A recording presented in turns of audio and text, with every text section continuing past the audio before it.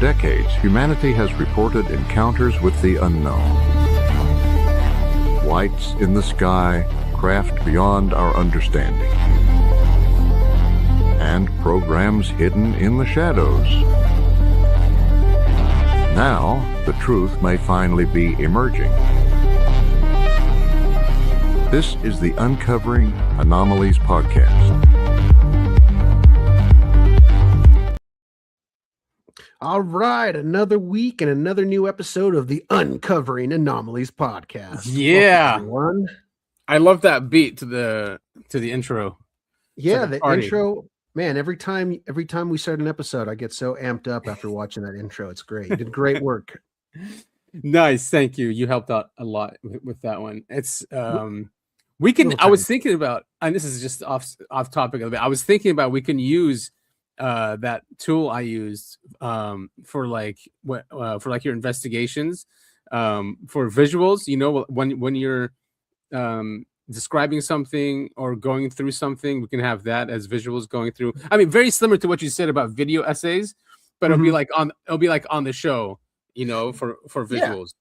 I think that'd be really helpful, actually. Yeah, especially if we are, you know, reading from an article or whatever, and it's just instead of having our listeners or viewers have to stare at the wall of words that we're already reading, you know, we can have a visual component. It would take a little bit of extra legwork before each show, but that's definitely something we could experiment with. I think that'd be fun. Yeah, and I can use your articles as the basis for it. I mean, you can say like, here, do a visual for this part or this paragraph, you know, and then I can come up with something and then we can present it. So yeah, it'll take a little bit more legwork, but it's doable. For sure. That's exciting. So everyone, thank you for joining us. That is I Have a Need to Know Adam. Hey, everybody. And I am Go for Topher. Go for Topher. Go for Topher. I'm going for Topher. Today is an exciting episode. We're covering some updates. Hopefully you all are aware that disclosure has officially begun. I'm sure they have heard. It's absolutely everywhere. I got a text from my mom saying, "Oh my God, they're talking about UAPs on Fox News." Even I go, "Well, I know they're releasing the files." Yeah, right. And they're a propaganda arm for the Trump administration, so they have to cheerlead it. That's their job. But Fox News has always actually been interested in this subject, right? It's one of those. It's one of the early ones because Tucker was doing it when he was on there. Caputo's always been doing it. Who's the other guy? Anyway. There was that talk show guy who was on the radio, my dad's radio in the mornings every single day. I can't remember his name, but we actually covered him not too long ago, maybe a couple months ago, where he was talking about the elites come from Mars and stuff like that. Yes. Oh God, why am I forgetting his name? He was huge. Rush Limbaugh. Limbaugh. There you go.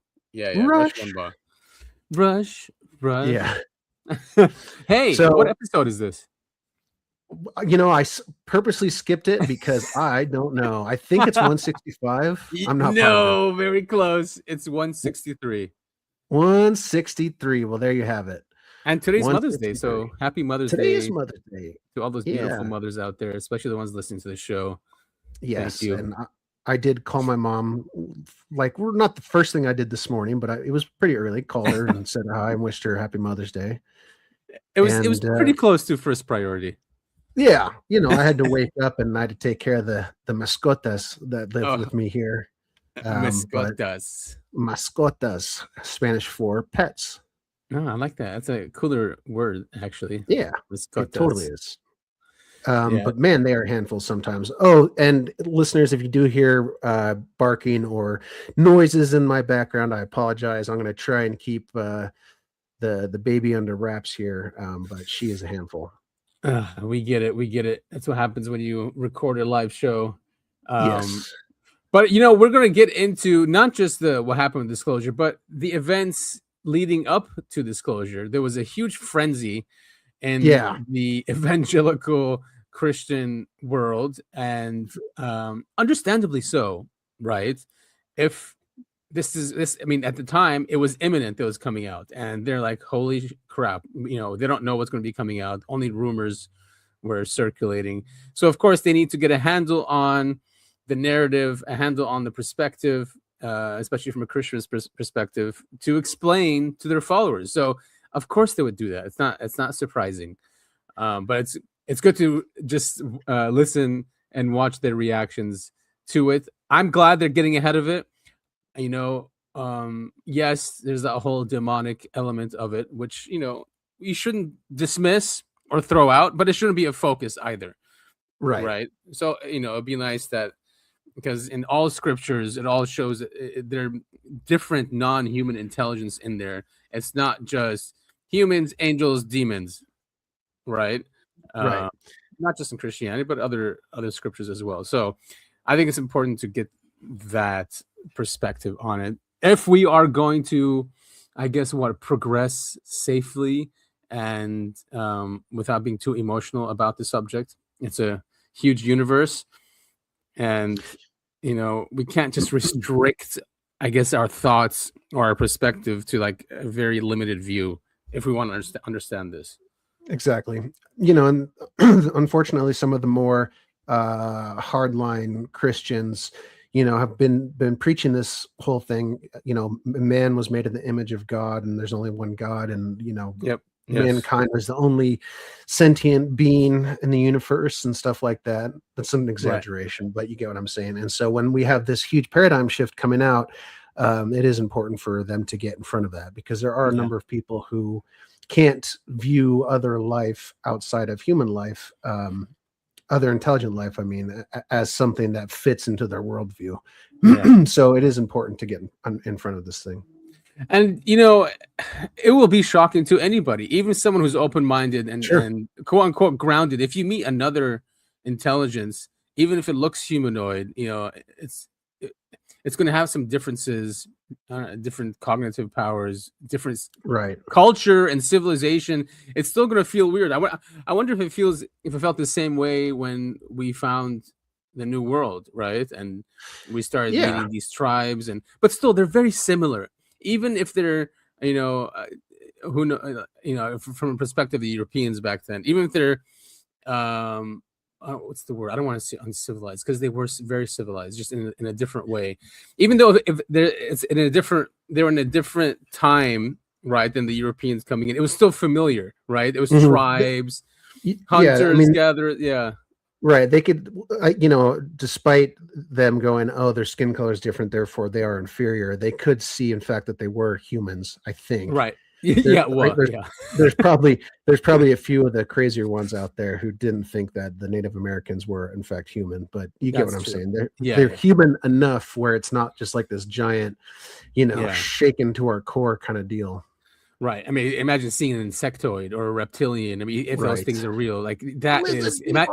Yes, and imagine staring into the eyes of one of those things, and trying to have a conversation. I don't know. Can we? Yeah, you're not supposed to do that. Oh, you're not supposed to look in the eyes. Don't look in the eyes. Yeah, especially the grays. They just sit there and stare. Yeah, because they got nothing behind there. They're just little robots. Yes, and so let's get into this. We can see. Yeah, let's start with the reaction from the Christian community. I won't say Catholics, because Catholics have been way ahead of this. I had a friend, I would say decades ahead of this. I remember when I was researching this in the 90s or early 2000s, the Catholic Church there was always someone from the Catholic Church who was doing an interview or was being interviewed for an article, and they were way more open-minded. And they used to say, we'll baptize. I think the Pope even said, not this one, but the previous one, said that he's open to baptizing an alien, right? Because we're all fallen, even they're fallen or something. The Catholic Church is oddly progressive in some ways, and obviously not in others. But they've never hidden away from UFOs or aliens, for that matter, as far as I know. No, they haven't. And it might be because they have a longer history and evidence. Yes, exactly. We got to get in that. We got to get in that vault under the Vatican. Dude, imagine if they do disclosure next, because if they are seriously doing this on a weekly basis, which they're saying they are, after this first tranche, there's going to be another tranche, and it gets more fantastical with each one. Maybe at some point the Vatican will be like, all right, here's ours. You guys want to try on the chronovisor? Be the first in line for that one. Yeah, charge $1,000 per entrance, or more. Yeah, Who knows? It's a good way to raise sounds money. about right. Probably be a lot more. All right, so here's a pastor, Perry Stone from perrystone.org. Please bear in mind that this is a few days before the files dropped. That sent me a text message. I was in a meeting, a weekend meeting, preaching Friday, Saturday, and Sunday morning. And he said, Perry, can you give me a call? I have some information that has come to my attention. Of course, when a friend of yours does that you know quite well, you have no idea what information they're talking about. And I'm not going to go into great detail, but there were a large number of pastors that had been invited to go to a certain state to hear some men in the United States government and others share with them a concern that they had. And this particular man, and I'll not name him, and then we may end up doing some teachings with him or having an event at his church. He has a great church. But he said, Perry, what they're about to release, from what we're hearing, there's going to be a release concerning aliens and concerning unidentified flying object spacecraft, that some of the people who were in the meeting were telling us as pastors, you need to prepare your people and you need to get ready to answer them for what you're about to hear being released. And some of it has to do with crafts that have been discovered that are not allegedly a part of our planet, and the materials they're made of are not a part of our planet.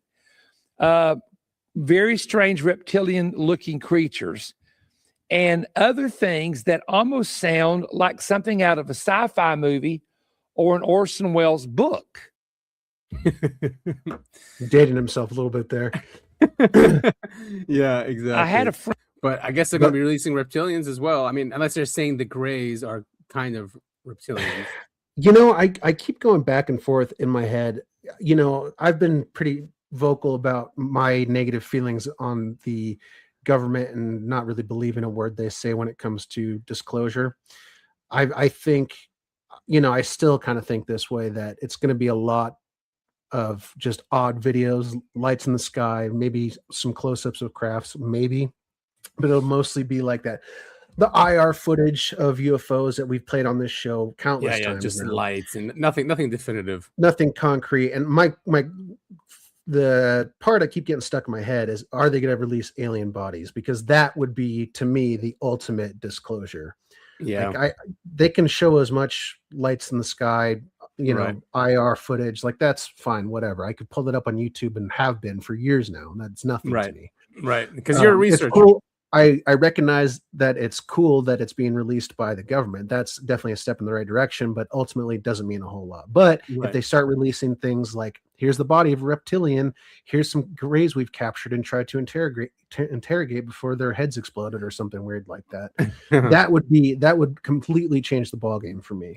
Yeah, and we were talking offline. I've been reading all the documents, and it's cool because it's historical, right? I think 99 or 98% of what was released has already been out there, has already been declassified, right? By researchers, by the UFO community that was always suing the governments for FOIA and all that stuff. So it's decades, but this might be just an initiation of the population. If you are a government, you basically manage society. Right. So if you are going to do disclosure, to me, it makes sense that you do this first.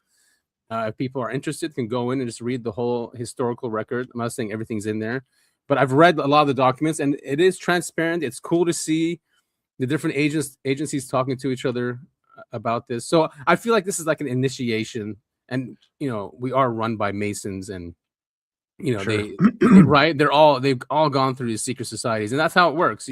There's initiation. You get a background, of what the organization is about, its history, its philosophy. And then when you move up the ladder, you get more and more information. Scientology is like that. Right. Yeah. Right. Yeah. Yeah. Mhm. Yeah. I think most religions are like, they're not going to tell you the secrets of the religion unless you are studied under somebody, right? Who, Yeah, that's true. and yeah. And once you're ready, you can go. I mean, the Sufis are like that as well. You can't just go in and start learning their secrets. So hopefully that's that. I'm being hopeful, right? That's what I'm saying. Yeah. That because nothing in this first tranche says anything really that's like, oh yes, they're here and we have crafts and we're reverse engineering them. That narrative is not coming out from this disclosure. Probably not. At least not for a while. I mean, I don't know if they'd be allowed to come out and say, yes, we've had this technology since the 50s and we've been reverse engineering it all this time. I don't, I think would be too much of a ruckus. Yeah, at least not for this first week, right? Who knows? Of course not. No. It might be in the 8th week or something. I don't know. I'd be hard pressed to see someone signing off and being like, letting the whole world know where the government gets their power from. I don't think they'd be super big on releasing that portion. Right, and Trump's going to have to push it. I mean, Grush came out also saying that he has noticed that there are agencies that are blocking information coming out. So it's going to be a fight. But if someone's going to do it, it's going to be Trump, right? It's just crazy enough. Yeah. Yeah, he is. All right, so this is another pastor. Here's a quick video. Fellow pastors are invited to come to a private meeting with a group of men who are connected with the intelligence world that are believers, but are still have very high security clearance. These are legit, true men of God that are still connected to Washington and even this current administration and all branches of military. And they literally told us, we had a sitting congressman, a very well-known congressman from Missouri. He called into that meeting as well. That was just for pastors. And this is what he said. On speakerphone, this sitting powerful member of Congress said, "Are the pastors listening to me?" I'm getting chills right now because this happened to me. He said, "Are the pastors in the room listening to me?" And I said, "Yes, sir, we are here." And he said, "Listen to me. Go and tell the church they are not ready for what is coming. The narrative that is coming, what they are going to say is going to be like nothing you can even imagine. They are preparing to tell us that they are from another dimension, that they are our creator, and that these beings, these aliens, or whatever you want to call them, they were the ones that seeded us here. There is no such thing as God. Jesus was invented by them. The Bible was invented by them." And begin to just say, listen, prepare the people for what is coming because they're not ready. But he loved us so much. He made sure that he told us exactly the blueprint to study. He said, study the days of Noah. And if you can understand how Noah responded, that's how you're going to have to respond. And I believe what God is doing in the body of Christ right now. Yeah, they're definitely preparing. Yeah, I mean, it's interesting that because those type of stories about the pastors were coming out, like you said, up until the release, and here we are, week 1 of the release, and it's like you said, it's still early, but nothing so far that indicates that that's what's going on. Also, I have to wonder. So are these beings from other dimensions just like chilling and they're going, oh, we'll wait until the U.S. president says it's okay and then we'll announce ourselves? I mean, I don't know. It might have to do with how consciousness works too. If more people are aware of it, then they just show up more. Actually, that could be. Yeah. Yeah. I mean, there was something I saw in the documents from the DOD in the 50s that was saying basically that in a way. That people are just noticing it more, and that's where you guys are getting more calls. We need to stop all these calls. It was like cluttering their intelligence gathering. It was just all UFOs at some point in the late 40s and early 50s, and they wanted to stop it. I think, and so there might be a truth to that. Maybe that's why they keep it so secret. Is that if more people are aware, then they're always looking, and then maybe they show up more. I don't know, something like that. No, that's an interesting. I'd watch a movie about that. That does seem very sci-fi movie-ish. I mean, maybe, and then you can tie in actual. That's why Spielberg's releasing his movie. All of this is going on. It's so we can finally flood people with enough consciousness information about UFOs and aliens that they can actually finally start showing up without a problem. Because it does. We've touched on this before, and it's something I believe in, that humans are half the phenomenon when it comes to UAPs and UFOs. And so if you you need some sort of tether to tie you into this reality. It would make sense to go about doing it this way, right? So I think you're onto something there, or they're onto something there. Who knows? Yeah, and then we have with quantum physics, the observer effect, right? The observer can collapse the wave function or whatever, So, and that's based on the person's perceptions and beliefs. So if these things are like kind of interdimensional or there's a very thin layer between both, if people are more aware of it, then it maybe starts to show itself more. Yeah. The whole we create our own reality thing. Right. We're gonna find out Scientology is the real deal here really soon. Sounds like. Yeah, man. There's something. I'm just teasing. Yeah, and it's weird too that all those guys, the remote viewers, a lot of them were Scientologists. Are they really? I didn't know that. Yeah, or at least we're in there for a bit. Like Hal Puthoff, he's a Scientologist. McMonagle, I think, is a Scientologist. Who's the other? Was it another? No, sorry, not McMonagle. The really good remote viewer. I'm forgetting his name now. I know who you're talking about. He saw the Rings of Jupiter. Yeah. He's got a goofy name. Yes, very hard name. Yeah, he was a Scientologist. All right, so this is Kevin Zadai. Is his well-known. They're interdimensional.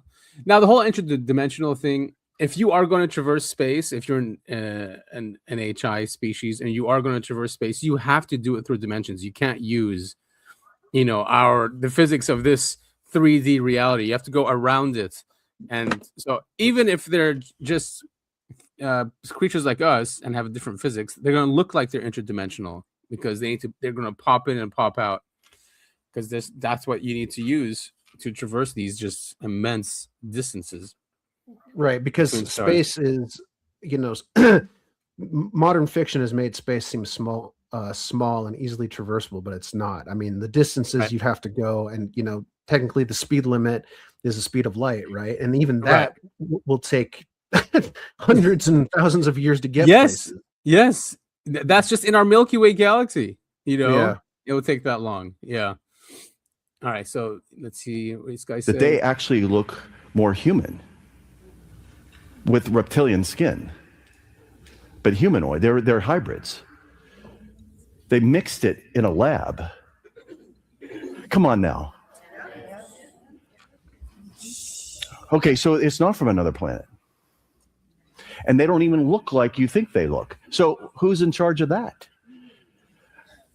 So this is the things that I've never talked about before. I probably never will again, but thank you for coming. But this is the thing that we're dealing with. We're dealing with the book of Revelation. These things are going to come out of the earth.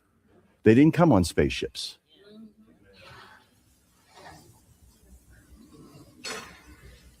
These are interdimensional beings.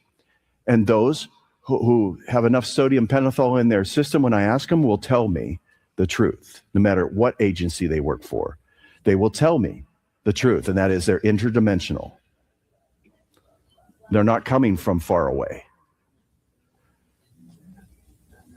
They're coming from below your house. Wait a sec. I got stuck there for a minute. Sodium, is he talking about kidnapping government people and interrogating them? No, I guess he's got contacts in the government that are telling him this. Because he's if I'll inject them with sodium pentothal or whatever he said, and they'll tell me the truth. And I was like, wait, what? What? Wait, I missed that. Yeah, did you? That's what he said. I totally missed that. Wait a minute. Because I was thinking about, I'm like, oh yeah, the whole interdimensional thing, but maybe it's here. Is it here? Is it? Honestly, I couldn't. Maybe go back just halfway and play. It's only a minute long clip anyway, so. That's crazy.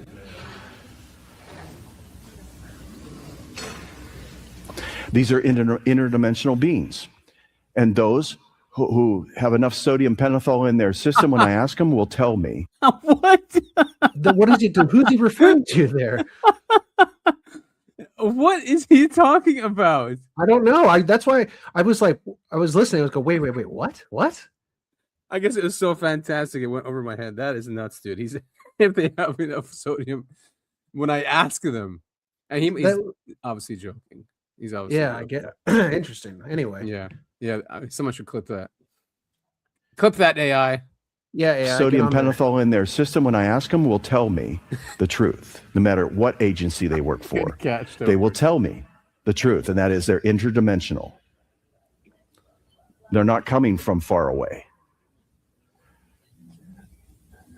They're coming from below your house. Yeah, they're under your bed, everyone. You got reptilians under your bed. Got to make sure that the demon narrative is first and forefront, front and center. Front and center. There you go. But good catch on that, dude. That'd be a hilarious clip. Like, yeah, is he like kidnapping? Yeah, I was like, wait, federal what? agents? That's what it sounded like. I was like, wait a minute, who is this guy? So, and then these guys also were in that meeting, supposedly. He's making the rounds. Red Panda did a SpaceX X-Space with him. Yeah, that's close. Yeah. SpaceX and X Space. Yeah, interesting how Musk does that, huh? Yeah, I know, right?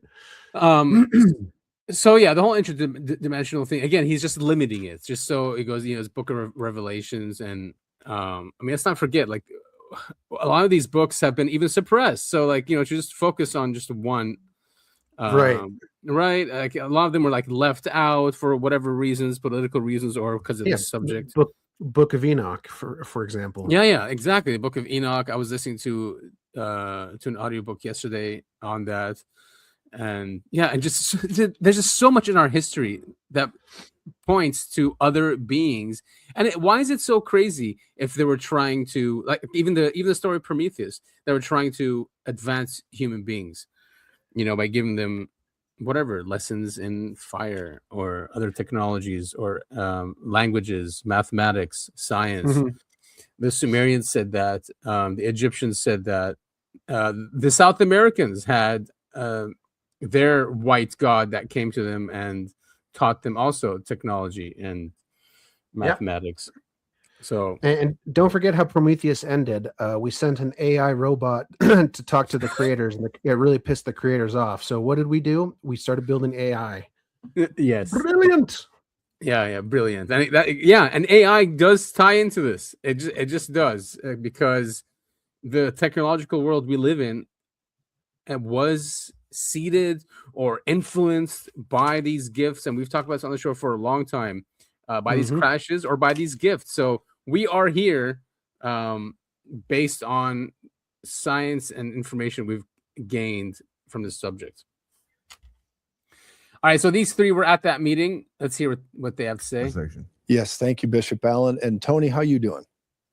I'm doing good. Thanks for having me. I was here till about midnight last night at the studio. My son woke me up at 3:00 this morning. I've been up since, so I should have just stayed here all night. Well, there's so many things going on. We, the three of us, and a few others, just a handful of people, were pulled into a meeting, and we really got data and information that not all of it can we talk about because there's an investigation going on higher ranks of issues. And so we'll talk about the things that we can and should talk about, but we're going to give a lot today. And so what I'd like to do is Bishop Allen, if you could just start with us, my friend, and just begin to talk about what you're understanding and some of the takeaways you have. And then Tony, I'd like you to respond to that. Let's begin. Well, I've got to say this was one of the most unusual meetings I've ever been a part of, where the three of us, along with maybe three others, it seems like a half a dozen people were gathered in an Airbnb in the mountains of Tennessee, discussing an investigation that's going on in the United States government against crimes they have committed in the process of retrieving and reverse engineering technology from non-human intelligence. The meeting also went forward to discuss the propaganda plan that was in place leading up to disclosure. And so it was interesting that as we were preparing for this meeting, I think, Tony, was it 2 weeks before we actually had the meeting, you reached out to us and said something about this. Yes. As we were getting ready, the urgency of the meeting was there's about to be disclosure. We need to have a conversation with key ministers who have a big reach and a big influence so that the body of Christ is not unprepared and is knocked back on their heels when this information comes out. So the interesting thing about the timing of this meeting is, as we were gathering, we saw Obama come out, we saw Trump come out, and then we saw more statements that we're going to talk about here in the future. So that's kind of the gist of the meeting. There was a lot that we'll talk about and unpack here in this conversation. But it was truly one of the most unusual meetings I've ever been a part of. It really was. Tony, you really were part of the catalyst to get us going in some of these spaces. Can you give us a summary? Yeah, so you're welcome for having the most unusual meeting you've ever had. We blame Tony. Blame the podcaster. So, so long story short, I came in contact with these guys more than a year ago now, and I've been in touch with them, communicating with them, and their heart is to prepare the body of Christ for what's coming. These guys are part of, let's just say, they're Christians in intelligence operations, and they are specifically geared towards trying to. Initially, it was to gather evidence and data on what's actually going on behind the scenes within the disclosure community. And that's made of many different camps. And they have gathered a lot of data. And I remember when I was introduced to them, I got some phone numbers, and we set up a phone call. And I think there was 3 guys on the call, including myself before. And we spent probably about 2 hours on a call discussing what they've come up with and what they believe to be going on with disclosure. But this is going to what they come up with. So it's basically the Collins elites, right? He's saying that it's Christians. That's what it sounds like. Within the government. And then this is a continuation of that.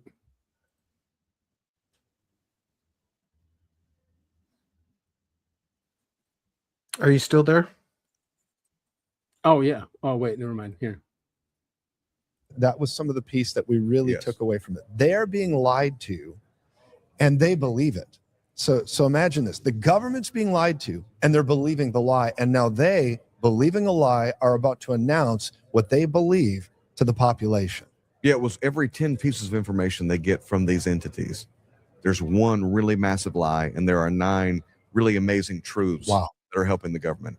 And so they're just swallowing it all. Yeah. And so there's going to be well-intentioned, good-hearted people, and AI plays a role in this, by the way. Oh, come on, Alan, help us with that. So bubbling in up to the surface in the middle of all this is this idea of artificial intelligence and the sentience. We were even told that there are many in the government who believe they actually have an AI program that they believe is sentient, a main one, and they use it to make a lot of government decisions. They do. Within the executive branch. That's what we heard. And that's been going on actually for a long, long time, long before we were talking about AI. But what's going to happen is AI will be pitched as this omniscient mind that's going to help us understand these entities and these beings. Man. And so we can trust what it says. Wow. That seems super dangerous. Yes, it does. And I mean, who knows? I mean, I don't know who's telling these guys these things, but it's obviously someone in the intelligence community that obviously. Yeah. So it's good what he said. He said, like, you know, there's apparently these beings are telling the IC this or told the government this, and that he's saying that there's a huge lie and then many truths, right? Basically saying demons. That's what demons do. Right. It's the trickster stuff. Yeah, the trickster stuff, which is, again, has been in this subject for a while. Jack Valet talks about it. Carl Jung, right, talks about the whole trickster thing. So many people. Keel, right? Keel did that as well. Yeah. Oh man, if you guys haven't read, oh shoot, Mothman Prophecies. Yeah. Mothman Prophecies. The Eighth Tower, that's a great one too. I think he wrote that also in the 70s. Yeah. Man, is it you want to talk about trickster stuff and stuff that just it makes no sense, and it's great. It's really good. Yeah, and that ties to that place in Utah, Skinwalker Ranch. Yeah, again, there's a lot of trickster stuff there that makes no sense. Like, what? Okay, nice. It doesn't make any sense. A lot of these. So we covered last week. We talked about the Exeter incident. Yeah, and one thing that I made a joke about it, but it's in the same vein where the main witness to the Exeter event is looking at this UFO, and he feels it see him, and he dives into a ditch, and then the UFO just goes, okay, I'll go back to scanning these houses.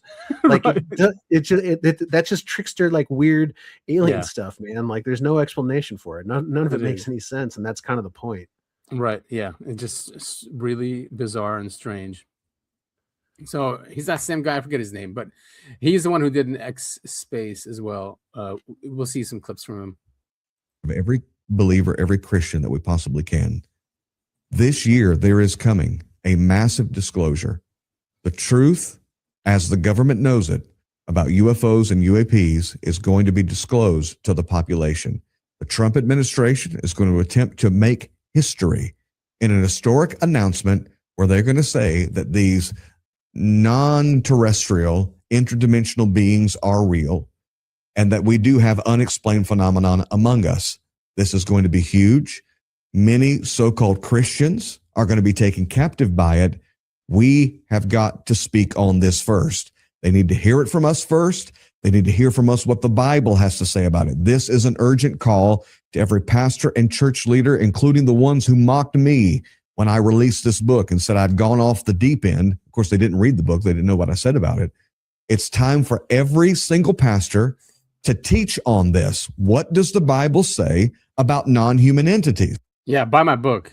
My book. Yeah, I was gonna let that slide because I knew it was coming. But also at the very top, he puts it in an interesting way, and I don't think he meant to. He said the government is going to tell us the truth as they know it.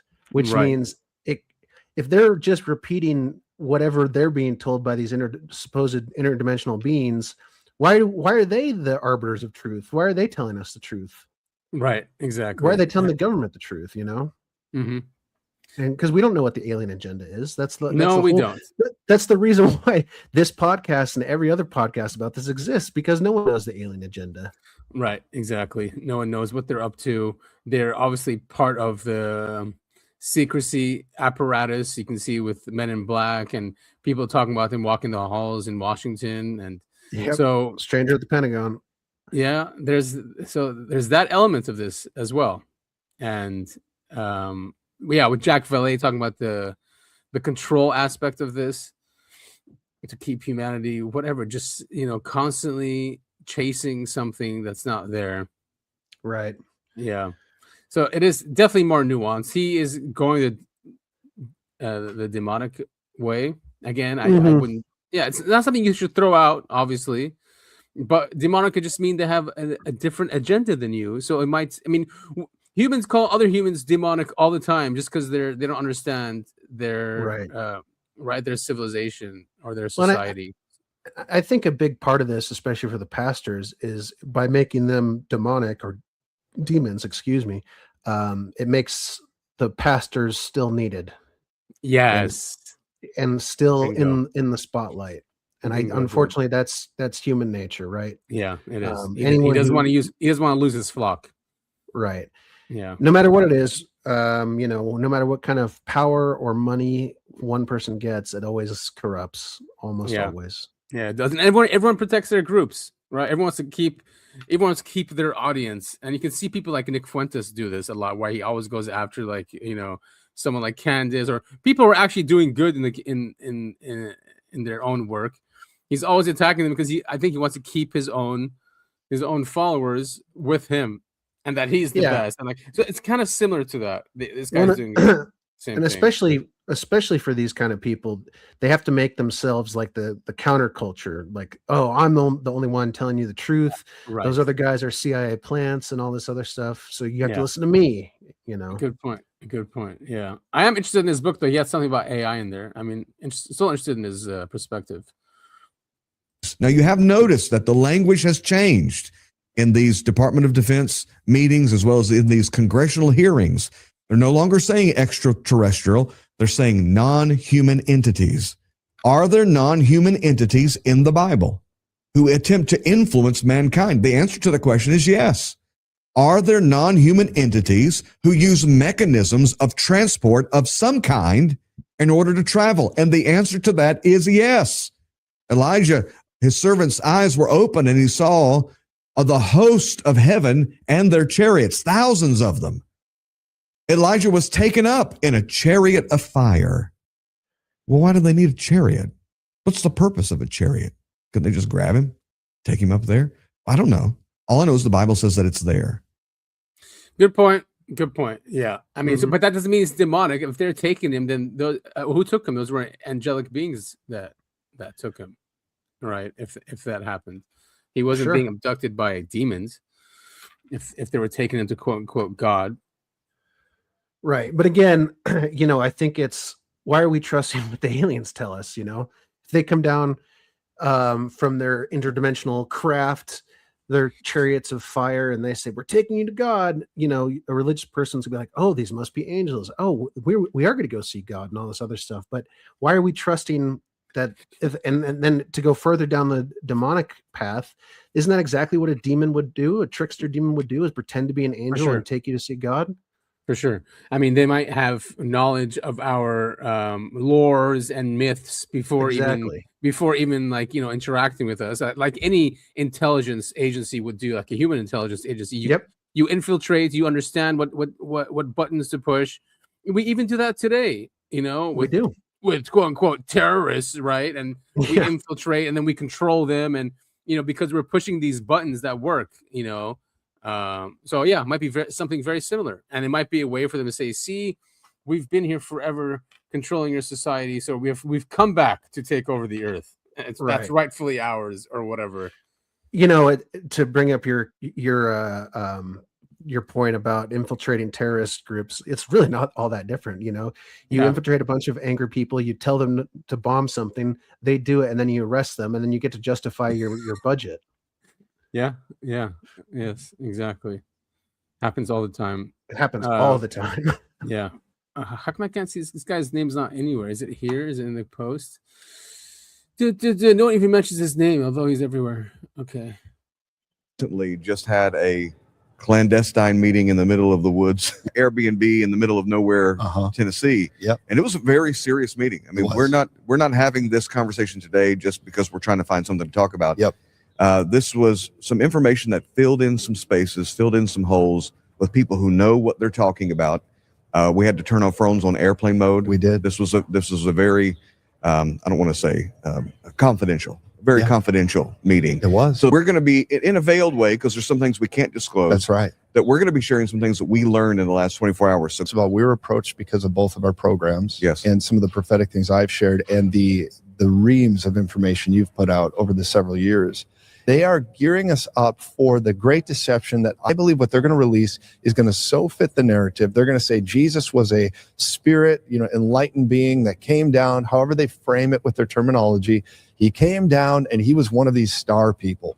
And they're going to go down this whole avenue, and they're going to try to lay over scripture, all of their narrative, which is really demonic in origin. Can you share some of that? Yeah, and they're not going to be defamatory. They're not going to attack Christianity. They're going to say, oh, you're close. You're close. You're close. Here's what actually happened. Come on. Yeah, here's what really happened. And I've written about this, I believe, in Summoning the Demon, but for decades. For a very you long have the time. other book. What is it? Antichrist?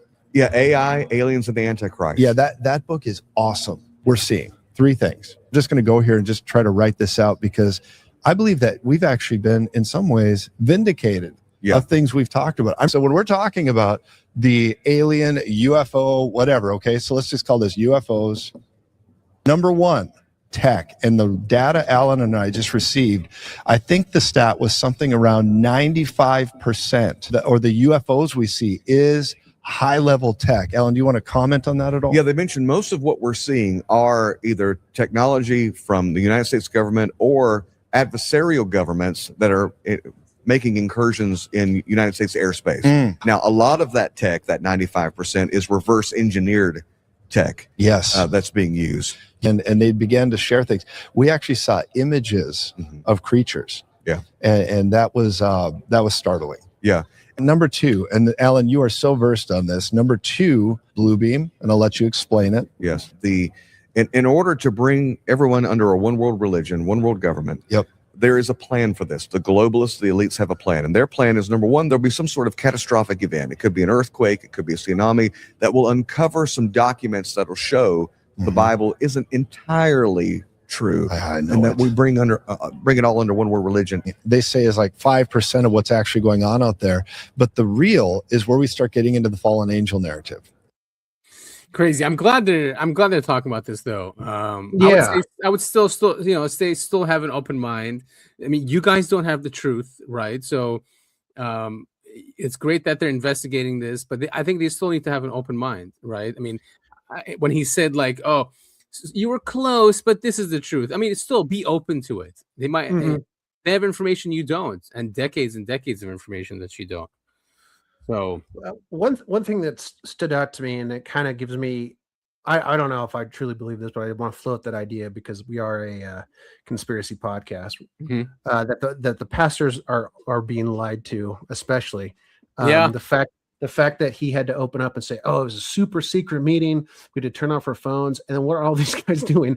Going on podcasts and videos and blabbing to the world Talking about about everything that happened during this super secret meeting. So it's like, okay, well, something isn't right here, you know? So again, though, we can speculate all day long about what all of this, you know, the alien agenda, Project Bluebeam, the Bible, you know, the lessons learned. I don't know. None of us do. None of these guys we don't don't know. We don't We know. don't. The government doesn't know. But to your point, Adam, I think listeners, it's important to be open, be trusting, but don't automatically believe everything that's said to you. Right. And there's been this I guess narrative out there for a long time that Jesus, you know, if the Virgin Mary had an immaculate birth, it's very similar to abductees that get abducted and didn't have sex with their husbands or whatever and then got pregnant, you know. It's very similar to that, where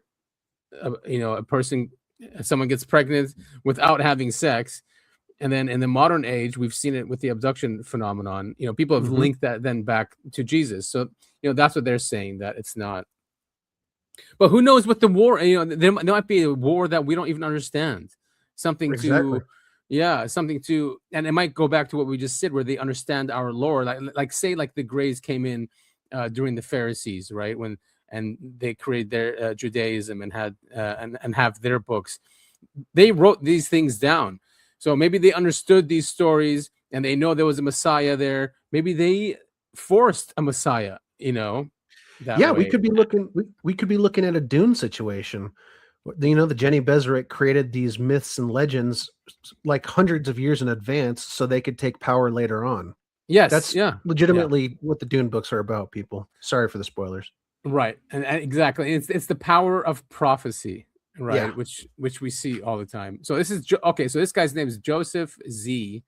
So here he talks about the meeting that he was in, the private meeting that they were in, the Airbnb meeting. Yes, the super secret private. Yes, meeting that everyone's talking about. Recently, my team and I were traveling, and we had an encounter with something that we've never experienced before. And now when I talked about this just recently, many people in our comments feed and through our live broadcast began to ask us to bring it out and show you what we encountered. Now, what we encountered was 6 objects in the sky out in front of the aircraft. We were flying from Tennessee to Colorado Springs, and we began to see 6 objects right there in the sky. And we believe these are UAPs and UFOs. So when we saw this, we just thought to ourselves, my goodness, what in the world are we looking at? How do we grapple with this? It was a very interesting thing. Now, uniquely enough, we were just in a disclosure meeting 2 days before this, talking about UFOs, UAPs, all these things, and that there's going to come a great disclosure, even an announcement that we're not alone in the universe. We're not alone. And there's non-human intelligence that is absolutely happening all over, or in the highest offices of the land, or they know about it, that kind of thing. And so when we heard this, I thought, my goodness, this is quite the disclosure meeting. And they were prepping us to be leaders in the space from a biblical perspective, to bring people to the saving knowledge of Jesus and help the church avoid deception and not knowing what to do if they encounter these kind of things. So what we did As we received that information, we began to talk about it. The next day, the president puts out a post that says he has authorized the specific agencies involved to find the truth of the matter of aliens, UFOs, UAPs, and all these issues and bring them out to the public. The day after that, we were traveling. This would be February 20th, 2026. We're flying. And as we were flying, we began to see these 6 UFOs appear out in front of us. Now, I've talked to a lot of people about this, and I'm about to show you the footage. But I've talked to a lot of people about it, and some said, well, that's probably just drones over the nation. Others have said, and some of the ones I spoke with are actually some of the highest experts in the area of UFOs, UAPs, non-human intelligence, and the like. And when I spoke with them, they said, well, it could be drones, but it also really could be this other scenario that many people are talking about. And it could. It goes back to our thing where if you become conscious of it, they just start showing up, right? So he's saying after that meeting, it's because they're thinking of it and looking out of the window and trying to see them, and then they show up. It's true. I mean, Stephen Greer has diversified part of his career into this. He takes you out in the desert and you pray to see a UFO, and lo and behold, one shows up. Yeah, we should do that once we're rich, of course, because I think that would be a really good experience for our listeners if we went out and did Stephen Greer's thing and gave our honest thoughts on it. Maybe he can give us a discount. Yeah, maybe like a 50% discount. Yeah, is it like a couple $1,000 to go do yes that? I think it's $5,000 or something. Good Lord. All right, so we're getting closer to the end of the pastor's thing. This guy was in the meeting, we saw him. Yeah, so I like his perspective, so let's take a listen here. I find out that he is part of a private group of Christian intelligence operators. And I say that very specifically and as pure as possible. He is not government. He is not part of an intelligence agency, not NSA, CIA, none of the alphabets. As far as I know, he is part of a private group of Christian intelligence operators. They are operating privately on intelligence with disclosure. Their goal was to gather intel and data. And again, this is my understanding. Their goal is to gather intel and data on what this disclosure stuff is. I don't know what their opinions were of it when they first started the operation, but as they started gathering intel and data and rubbing shoulders with a lot of people, I am like bottom of the totem pole type person. That's why maybe I feel so weird about that. I don't feel qualified to be the person talking about this. They gathered a lot of intel, and they came to believe that what is happening is deeply spiritual. What people are experiencing is deeply spiritual, and that what the majority of the experiences are when it comes to, let's just say for generic surface level terminology, abductions, alien abductions, is demonic in nature. And there's an element of this UAP phenomenon and entity phenomenon that is fueled by fallen angels and fallen angel technology. There are a lot of opinions that I come to the table with on that, and my opinions may not match their opinions totally. Their opinions may not match mine totally. This connection was not to get anybody to believe in a certain narrative. It was to raise awareness amongst Christian leaders, and I would say I am now one of those, that disclosure and the reality of it is happening through their data, through their intel. And this is not anything that's top secret, confidential, classified. This is all open source stuff that they have gone through, rubbed shoulders with people, gathered information from people, and came to these kind of conclusions.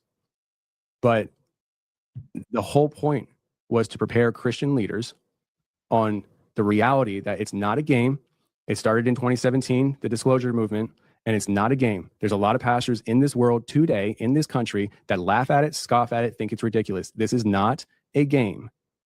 Pastors need to understand that there is a coming time very soon. If you just look at your news, what happened yesterday with Kash Patel and him saying he has the disclosure documents ready to release or something like that, it is happening very soon. And pastors need to be very aware of this so that when whatever information comes out as to this disclosure, there will be a narrative spun. I believe there will be a narrative spun. Let me say it that way. I believe there will be a narrative spun. They have strong opinions and feelings that whatever comes out could possibly be part of a great deception talked about in Matthew 24, 2 Thessalonians. And their desire was to get pastors understanding the significant weight of the matter so that they can turn around and be personally prepared to lead their congregation through a very stark spiritual season of our culture. Well, you can't blame them for getting ready for this, but it does sound like it's the Collins elite. Yeah. Right? Well, and if this is truly what the pastors are being told, they're doing the right thing then, right? If they are getting people prepared, they're doing what they think they should be doing. I don't think they're doing anything wrong. I just don't think they're being told the truth. Right, exactly. I mean, that's what everyone has to have their guards up for so many psyops coming out, because everyone's going to want to grab this narrative because it's powerful. Mm-hmm. Right? It's always been a powerful narrative, which is why it's been so secret, because it can be used. Anyone can use it for their own ends. Yes, indeed. Yeah. And I mean, I've always said they might just end up, who always hijacks the narrative, and who wants the one world government and stuff like that? It's so far it's Israel as of now. Oh, don't give it the answer so easy. I was just gonna say they always seem to be at the bottom of every single conspiracy for good reason. Right. Yeah. And the greater Israel, third temple is what they want and need. So just be careful about that narrative that gets spun somehow. Yeah, because guaranteed it will be. Right. And that's why I think they're saying the whole interdimensional thing and not real aliens or entities from other planets or older civilizations is because it kind of negates the whole chosenness thing, right? And yeah, that's my opinion. Well, and like I was telling you over text a couple days ago, if there's a message that comes out from the other side, from the interdimensional being saying, "We're your God, we created you, and this specific group of people you should be your chosen leaders." Okay, that's when you get off the train, because that's not the real story that's being told here. Right. Yeah. So that might be coming soon after all this. Who knows? It might be the finale too. Yeah, very well could be. This is L.A. Mazzulli. He's famous. He's a commenter. He's been in the space for a while. So he's talking about the deception. Mm-hmm. This is the coming great deception. Yeah. This will change everything. Because when they show up, they will tell us, we seeded all life on this planet. We genetically manipulated early man. We started the world's civilizations. We started the world's religions. Now at this critical juncture, a nuke going off. And what's going on in Iran right now? Tony, yeah. Anything's possible. Yeah. These guys are like a tiger back into a corner. Do they have nukes? We've heard they have no nukes. We've heard they have 11 nukes. Mm-hmm. We've heard they have 8 nukes, but there's no delivery system. You don't know what the truth is. Nobody does. All it takes is one nuke going off. And this sets up the greatest climate of fear that humanity has ever experienced collectively, because we're all linked together with the internet, right? And satellites all around us. That's when they show up. That's conjecture. That's the final rung. Pray to God we don't have that scenario. But what happens if on the 78th year of the Roswell event, July 8th, what if Trump stands up and goes, "We're not alone in the universe"? Yeah. Bam, game changer. Where's the church? Will the men please come forward and receive the morning offering? We're like, 30 years behind. It's very sad. Yeah, the church, I 100% agree that there's a lot of churches that are not ready to deal with this. And there's a lot of reasons for that. One of them is that we have really devoided ourselves from any kind of supernatural understanding. Oh, completely. It's just sanitized. Yeah. And so when you wipe that from your theology, your teachings, actually handing that down to the people attending your church and stuff, when this happens, and this information comes out and they say, we're not alone in the universe. As a Christian, your response should be, no duh. like scriptures shows that when they talk about NHI and these Christians that are going to be confused, they're like, oh, what would we do with this NHI thing? No duh. Scripture talks about that. But without the proper framework, it's going to lead to a lot of confusion. And I think that there's people like you and maybe even myself with our platforms that hopefully can serve as a landing spot for education, I suppose, like understanding, that, listen, I'm definitely not like a theologian on here telling you exactly how all the Hebrew and Greek breaks down. Yeah, and that's not what we're supposed to be doing. No, it's not my calling. But, what I've done is I've documented that there's a lot of strange things that people have been experiencing for a very long time. Mm-hmm. If you can come to understand that, you're going to start having a framework for this. Yeah, good point. I mean, yeah, I think that's really nicely said. I think that's a very healthy way to approach it. And and so I would say the spiritual element is definitely part of it. It's not the entire thing, right? They might exploit that for the reasons that we just said. Yeah, definitely. But again, everyone needs to have an open mind. There are truths in all of our scripture and all people's mythologies, and there's a reason for them. And we weren't always this advanced, this educated as a species. So I guess it makes sense that it's coming out now. It's time. It's time for it. The empire is almost coming to an end. I do find it interesting that there's all this talk about spirituality and stuff like that, when for the longest time, the people who have been abducted by aliens, let's say, or the people who have studied the alien agenda always seem to come to the same conclusion, that the aliens either don't have a soul or don't understand spirituality at all. Right. So it's interesting that there's this big emphasis now on spirituality, and I'm not complaining. I'm a pretty spiritual guy myself, but I do find it interesting that there's so much religion or religion coded stuff packed into the disclosure that's going on now. Yeah, I mean, probably because there's something special about us. That's always been in the lore as well, that they are interested in, right? Whether we've been called containers of what? Our souls. When they look at hybrids, there's always human DNA in there. Even the Greys, I think there's human DNA in there. So there's something about our genome that probably connects to source or something. So some intelligence that wants to make hybrids always includes that genome in some way. It might make you sentient. I don't know. Who knows what the reason is? Even with Bigfoot and the research of that guy, the guy, the 411 guy. I know who you're talking about. I can't remember his name. Greek name. But when they found like a strand of hair of Bigfoot and they analyzed it, it was half human, and then the other half they didn't know what it was. So again, it's like when whoever's making these humanoids or bipedals always uses the human genome.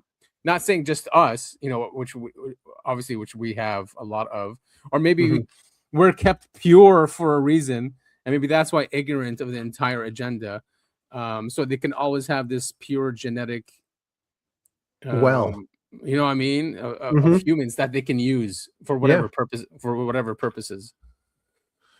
So, well, yeah, and that's why we need you all to teach us how to make mac and cheese. Bacon cheeseburgers. Oh, that sounds good right now. I love him. So I placed this here because Grush, it's cool. The administration is using him. I love that they're using him. He's advising them on this. He's like their bulldog, right? In the administration, because he understands the mechanisms. He will call out things. This is a great interview. Very long. This specific clip is him saying that it's premature to say that it's demonic, but he says a lot of great stuff in this interview. So I do recommend people listening to it. It's Justice Watch. They're a FOIA company. Oh wait, it doesn't show here. It's UAP James, but I think it's Justice Watch that's interviewing him. In the news, you're seeing a lot of talk about demons and other things like that. The Vice President Vance has mentioned that. My friend Tucker Carlson has also said that too. and I've had private conversations with him about that. And I do want to address that really quickly, both as an intel officer, a guy who studied physics, a practicing Roman Catholic like Secretary Rubio and Vice President Vance. I respect those views, the spirituality and demonic deception, and I think we should be concerned about that. But I think it's theologically premature without knowing everything, equating everything to demons, because God has created this wonderful, visible and invisible order. He's created humans, animals, angels, and other types of non-human intelligence. And I don't think us as humans, we understand all of God's creation to kind of use a theological kind of framework on that. And I think that everybody needs to keep that in mind, to be respectful of that. And the Catholic Church certainly has a long history in this. And there are Catholic theologians like the late Dr. Paul Thigpen, Dr. Diana Pasulka at University of North Carolina, Dr. Brett Robinson at Notre Dame. They've provided a lot of that analysis and theological interpretation on how people can view this. So I see that as a big impasse, certainly because of the commentary that I'm hearing about that kind of thing. It's very dangerous language, and I think we need to be more thoughtful about that. And I'm just happy I'm able to plug that for a little bit, because I don't hear many advocates on the disclosure movement side really addressing that. I think it's a very dangerous mindset to be in if you preconceive all this as some sort of malevolence. Yeah, exactly. Man, he's got great takes, because he really understands the phenomenon. He was on the inside. He was NRO. He see things we would never see. He's the one that went and investigated it on behalf of the Congress. They gave him all that power. He interviewed all the witnesses, and so he has a really unique perspective on this. And he's saying that it's premature to just say it's demonic. And absolutely. And then I like his perspective on theology of this. That this is a huge, just the visible universe. It's infinite, right? With the James Webb Telescope and all of our sensors out there, I mean, it's unfathomably huge. To sit there and just say that it's all for us is I don't know if that's totally true. It wouldn't make sense. Yeah, I highly doubt we can apply manifest destiny to taking the entire universe. Right? Yeah. Could you imagine that? It's all ours. Yeah. What a sick way to live. And and it might answer that question. Well, how come they all kind of look like us? Like they have two arms. Well, because that's what this 3D realm. That is the best way to be sentient, right? Right. It's an order, and it's not really up to us. I think that's why they all look like us, but a little bit different. Right. But humanoid. Yeah, the human. It's the best way to be a sentient being. Right. In the 3D realm. Yeah. There's a name for that theory that I'm blanking on. Of course, this is the podcast after all. What would the Uncovering Anomalies podcast be without us failing to remember names of people, places, or things? I know we need like AI assistants. Yeah. To just write it out in a message. Say this, you idiot. Exactly. This is from Kosher, great account on X. This is Jack Valet on News Nation. Now, Jack Valet is saying, don't discount the demonic element. Yeah. And he's been at this. The guy's like 90. I think he's been at this since the 60s, right? Yeah, he has been around for a very long time, but for good reason. Jacques Vallée has brought a lot of the woo-woo stuff, to the research, which I'm a huge fan of. So yeah, and exactly, like we're half the phenomenon kind of thing, and it filters down through the observer, the whole control mechanism where these things show up, to control society. Like when we were testing nukes, they all showed up to scare us, maybe for us to stop testing nukes. So it's never like a full confrontation. It's something to steer society. Right. Is what Valet has researched and put out there. So he's on News Nation here talking about the whole demonic element of the phenomenon.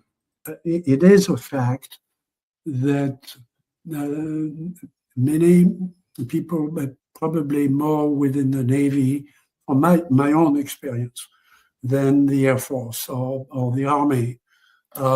In those that I met, have a religious concern. Okay?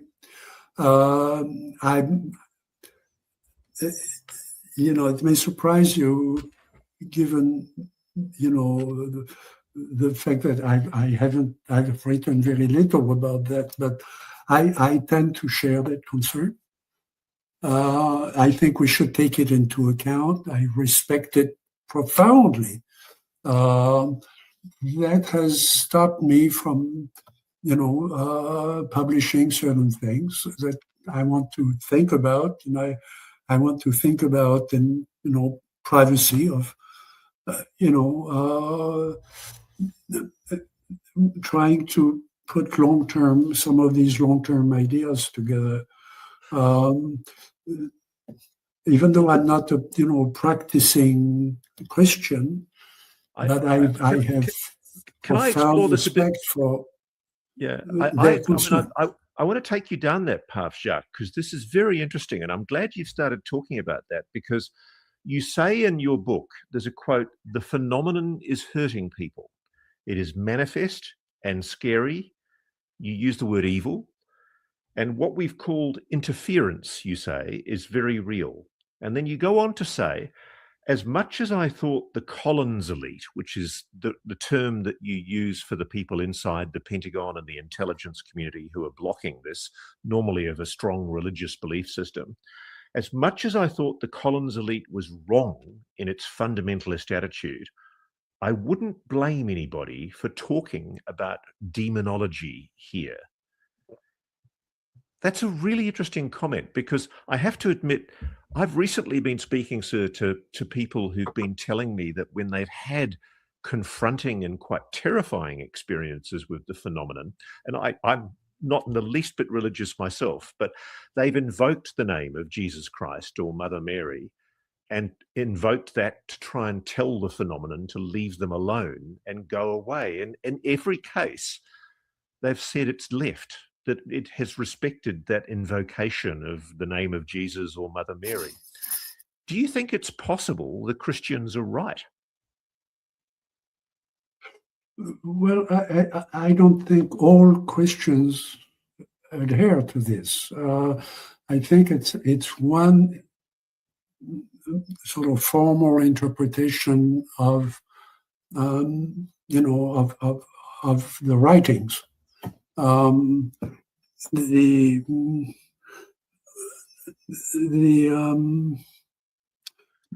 Most Christians I meet, are open to. After all, if that's a question that has gone on for ages. If we stop looking at what the evil side is doing, we're in fact turning the world over to them. I mean, so it would be like saying we're no longer going to investigate murders. I think we should know as much as we can, and I think that's the view certainly of many Catholics. We should know as much as we can about the evil side, if we accept that there is an evil side that's active, that's actually impinging on what we think, what we do. There's a lovely quotation you have in your book where you say, Collins elite members believe that no one should be interested in anything that comes from Satan. I say, you say, if we're about to do battle with Satan, we might as well learn everything we can about his toys. And I like that quote, because, I mean, it is a silly argument that because it involves the possibility of demonology, allegedly, we should ignore it. I mean, you're quite right. Even if it's evil, even if it's something malevolent, we should know about it. Wow, so interesting. So they were talking about the Collins elite. He's basically saying that the Collins elite tell us we need to ignore this, not study it, because it's evil, it's from Satan, and it'll start the apocalypse. And Jacques Vallée is saying, no, we need to understand it if it really is infringing on our society and steering society or whatever, we need to understand what it's doing. Yeah, of course. You don't want to bury your head in the sand. Yeah. I mean, that's such a, that's what kind of, and anyone with 2 brain cells knows that. So when we talk about the Collins elite saying, no, we can't touch this because it's satanic, or whatever, they're hiding it because they're benefiting from it somehow, is my opinion. Yeah, exactly. It was just a reason to bury it, and a reason not to look at it. So, there's always been a war going on. Well, the war really got heightened with nuclear power and bombs, and that's when it really started. When they started really infringing on us, like to stop. And there's many theories of that nuclear bombs probably messes with their realm, does something to the fabric of reality, does something where it might open portals as well. So the experiment is not very pure. Right. Who knows? Something like that. And so they might not really be demonic, but their control of us or to retain the control of us might be perceived as demonic, but not from their perspective, whatever their agenda is, right? Yeah. But see, to me, I think it'd be less scary if they were demonic because we'd know what their intentions are. That means if they're demonic, that means their intentions are evil. Okay, piece of cake. We can identify that and fight against it. If they have no concept of good and evil or concept of killing or death, they just kind of do things willy-nilly without a second thought. That's scarier. It's like a drunk toddler with a handgun. You never know what you're gonna get. Also, don't give your drunk toddlers handguns, people. It's bad. No, or cigarettes. Or cigarettes. They can drink. They just can't be smoking that young. They can drink. Burchett was on Rogan. He was. Lots of good clips came from this. Yeah, it was a cool interview. He's obviously not trusting the government. What's going on? This is right before. Ironic, since he works for the government. It's not weird. No, it's not. It means he's probably had people trying to get at him for a very long time since he's been working as a congressman. Yeah, he's one of the good ones. His perspectives on Iran and stuff are retarded, but when it comes to a lot of other stuff, he's really good on. He was against the kill switch in cars. He does seem for Doge. Like he's good for a lot of things. Yeah, I mean, I'd be loath to call any politician a good politician, but he's up there. Right. Yes. He seems legit. Yeah, he's a handful of, he's really trying to look out for the American people. Yeah, and I'll give him the benefit of the doubt until he, flip-flops like they all end up doing at some point. Yeah. So he was on Rogan here. He's not trusting disclosure. Thank you for having me, brothers. Big honor. Thank you. An honor for me too. Very excited about this. Very excited to talk to you. There's so many different things to discuss.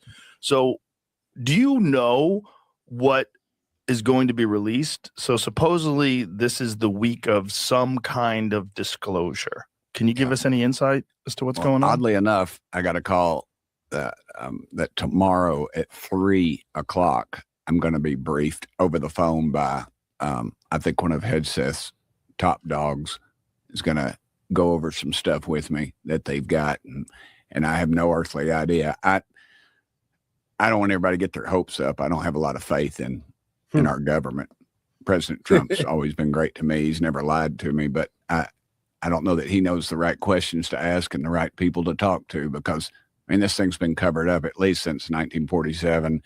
And I just don't think they don't give up that easy. The war pimps at the Pentagon and everybody else, they just don't give up that easy. The war pimps. Yeah, he's right. Great way to put it. And he's right.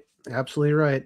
Yeah, and they're not going to give up that easily. There was a funny clip I wanted to show you from Tim Dillon. Did you hear this one? I can't remember. Calling it a fake alien invasion. Right. He's basically, they're talking about Project Bluebeam. Yeah, he's hilarious, and it's not like he's not a believer or anything like that. He's been covering politics, I don't know, for a few years now, but he thinks it's a distraction, obviously, and like people are at a point where they don't give a fuck. Right. Yeah, that kind of thing. Like, oh, there's aliens. Okay, cool. Yeah, but yeah, it's really funny. there is a fake alien invasion, it is probably what Stephen Greer said, where they're just trying to, everybody's going to fall in line quick. But make no mistake, that invasion will not be believable. It will be like watching a bad school play. It will be a horror. And you will watch it and go, I don't believe any of this. I think it's fake. And you'll look at your wife and go, I think it's fake, but they're probably going to put us in camp soon. That's what your wife will say. She'll be smoking a butt because everyone's smoking now. And she'll look at you and go, this is probably fake. And you'll go, yup. And you'll go, but I think they're going to put us in camp soon. I think that's what this is. Because it's going to look like the shitty opening ceremony of the Olympics. That's what it's going to look. If they do a fake alien invasion, it's going to be like Cirque du Soleil, because it's going to be so over the top and ridiculous. And just know that if you're watching it, I'll be watching it with you. I'll be watching it from my home. You'll be watching it from yours. Just know that we'll be in camps. Maybe I wouldn't have been in a camp, but I opened my fat mouth and insulted everyone in this fucking administration. But so now I'll be in a camp now too. So just know that we're all going to be in camps if there's a fake alien. If there's no unifying moment, and no one believes that there will be. And no, you're not even going to believe the event that puts you in the camp. You will not even believe it. It's going to be so bad. It's going to be B-movie level horror. It's going to be so bad that you're going to go, oh, this is kind of bullshit, huh? We're all going to be in camps. It's not that far off. No. If you criticize a certain government, you can end up arrested and put in jail. Right. So if you criticize, the Klaxor, the alien, it might be the same thing, and they'll claim it's under, the guise of keeping the peace or whatever. They do this all the time. Never let a triumph go to waste. Absolutely, dude. Especially if the economy is going to crash, and that's why we have FEMA camps. It's for stuff like that. In civil war, civil unrest, and if they release this information out at the same time, which is weird. The timing is weird. It's the economy is going to get worse and worse and worse. And we were talking about this offline. Like, I just see it. Just driving down the street, passing the gas stations. Every single time I pass, it just ticks up and ticks up and ticks up and ticks up. Groceries are just ridiculous. I haven't even gone to rent yet, but I'm sure that's gonna go through the roof. Yeah, it already was tough. Last couple of years trying to find a place to live. I know that from experience. I can't imagine it's going to get any better because you got to all those open houses get bought up by companies like BlackRock. Never mind. We don't have to go down this whole thing. Exactly. Sorry. Yeah. You guys get it. I'm angry about stuff. Hopefully you guys have figured that out by now. Right. And this whole Strait of Hormuz thing and Iran, and we're not backing down. And every day that they keep this up, it's just worse for the entire global economy. Yep. So this coming out, of course, as people saying, is a distraction. So on Friday, a couple days ago, the U.S. Department of War, war.gov/UFO. Weren't they going to put it on aliens.gov, or does that just redirect you now? Let's see. Aliens. That's a good point. Whatever happened to that? Maybe that's the aliens. Nope. It's not ready yet. Huh. Okay. Well, because I could have sworn that's what they said they were going to do, but it doesn't. Yeah. No, you're right. They were saying that, but it might be part of the time, the time agenda that they have, because these ones that dropped, the website's actually not bad. It's actually designed well, easy to navigate. You can go through every section 10. Why does it start with section 10? I've gone all the way down to here, 130. Each one of these has like hundreds of pages. Man, I've taken screenshots. It's really, again, it's educationally, it's amazing. It's cool to see these documents. We will link this in, but like one of them, which is the Twining memo. And yeah, this that was- is very yeah. interesting that got put on here. Yeah, and because this was always not just rumored. We've had copies of this, but it was never on an official site. It was never on a CIA site, NSA site, FBI site. So to see this officially there, from General, he was the commanding general of our forces, and he wrote this to the president, Air Materiel Command. Pretty cool. It is the opinion that the phenomenon reported is something real and not visionary or fictitious. There are objects, probably approximating the shape of a disc, of such appreciable size as to appear to be as large as man-made aircraft. There is a possibility that some of the incidents may be caused by natural phenomena, such as meteors. The reported operating characteristics, such as extreme rates of climb, maneuverability, especially in roll, and action, which must be considered evasive when sighted or contacted by friendly aircraft and radar, lend belief to the possibility that some of the objects are controlled either manually, automatically, or remotely. And the apparent common description of the object is as follows: metallic or light reflecting surface. Very cool, man. Absence of a trail, talk about exhaust, circular or elliptical in shape, flat on bottom and domed on top. That's your flying saucer shape. Several reports of well-kept formation flights varying from 3 to 9 objects. You want to talk about, what's his name again? Kenneth Arnold. Kenneth Arnold, yeah. Normally no associated sound, also just standard UFO stuff these days, except in 3 instances, a substantial rumbling roar was noted. Interesting. Level flight speeds not normally above 300 knots are estimated. Can you give me 1 second? I need to go check on the dog. Yeah.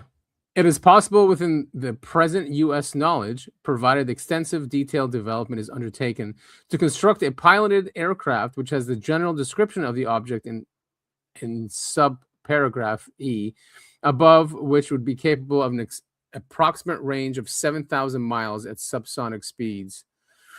G, any developments in this country along the lines indicated would be extremely expensive, time-consuming, and at the considerable expense of current projects, and therefore, if directed, should be set up independently of existing projects. There's MJ12 right there. Wow. Yeah, due consideration must be given the following. 1, the possibility that these objects are of domestic origin, the product of some high-security project not known to ACAS2 or this command. Possible. The lack of physical evidence in the shape of crash recovered exhibits, which would undeniably prove the existence of these objects. The possibility that some foreign nation has a form of propulsion, possibly nuclear, which is outside of our domestic knowledge. 3, it is recommended that A, headquarters, Army Air Forces issue a directive assigning a priority, security classification, and code name for a detailed study of this matter to include the preparation of complete sets of all available and pertinent data, which will then be made available to the Army, Navy, Atomic Energy Commission, JRDB, the Air Force Scientific Advisory Group, NACA, and the RAND and NEPA projects for comments and recommendations, with a preliminary report to be forwarded within 15 days of receipt of the data and a detailed report thereafter after 30 days as the investigation basic awaiting specific directive. NF Twining, Lieutenant General USA commanding. So that's basically the start of MJ12. Yes. And it shows once again that this phenomenon, the UAP phenomenon, was being taken very seriously. Yeah, clear back, decades. Yeah, and it was very real. So this was September 28th, 1947. No, 23rd. So it was, a couple months after Roswell, a few months after Roswell. Mm-hmm. So that's cool. It's in there. There's a lot of Apollo stuff. You sent me this one. The Apollo things are cool. I haven't got to those yet personally. I mean, I've seen stuff online, but I haven't in my reading of files yet got there. Right. I mean, we've probably touched on the show. I think most UAP guys know about this, but the Apollo astronauts were all seeing crazy stuff. not just on the surface of the moon, but when they were on their way there and on their way back and all this other stuff. And this is just a small tidbit. Actually, if you go back to the comments, they have it. Yeah, it's clear. It's more clear, right? The comments. Yeah. So something Aldrin said. He said the first unusual thing that we saw, I guess, was one day out or something pretty close to the moon. It had a sizable dimension to it, so we put the monocular on it. Of course, we were just seeing what our vision picked up going by of the various shapes, and there happened to be 3 brighter spots, and we couldn't think of anything else would be other than the S1VB. We looked at it through the monocular, and it seemed to have a bit of an L shape to it. Armstrong said it was like an open suitcase. And then back to Aldrin. We were in PTC at the time, so each one of us had a chance to take a look at this, and it certainly seemed to be within our vicinity and of a very sizable dimension. So then I got onto the LM and started looking for it in the optics. We were pretty retained because with the sextant set, from what we saw, we appeared to be a cylindrical or really 2 rings. And Armstrong said 2 rings, 2 connected rings. And then Collins closed out. So it looked like a hollow cylinder to me. It didn't look like 2 connected rings. You could see the inner tumbling, and when it came around, then you could look right down its gut. It was a hollow cylinder, but when you could change the focus of the sextant, and it would be replaced by this open book shape. It was really something. Really cool, man. And the audio also came out, which I thought was already out there, or at least parts of it. It wasn't maybe. Yeah, actually, I thought it was too. But anyway, it's cool we're getting all this stuff. But yeah, if you guys don't know, the Apollo astronauts saw a bunch of wackadoo stuff. Yeah, exactly. And Jesse Michaels shared this from a NASA. He's a Japanese NASA historian who knew one of the Apollo 17 astronauts. We'd have to read his translation apparently, but he said that we were warned off the moon. He was friends with astronaut Eugene Cernan, who told him during the mission aliens gave him a message never to return to the moon. That's why they stopped at 17. How fun. Yeah, anyway, he says it in Japanese, so not good for audio. Not good for audio, but all the stuff we talk about on the show is linked in the show notes, so you guys can go and check these out yourselves. Yeah, and then someone found the whole N7 thing. Yeah, this was, according to the recently released UFO files, on January 12th, 1994, a Catgirl entity was encountered by U.S. Army Reconnaissance Patrol at the Nevada Test and Training Range. Oh, the Catgirl called herself N7, stated she was not of this world, and assured the soldiers she meant no harm. She's described as having gray silver eyes, silver blonde hair, no observable body hair, and cat ears and a tail.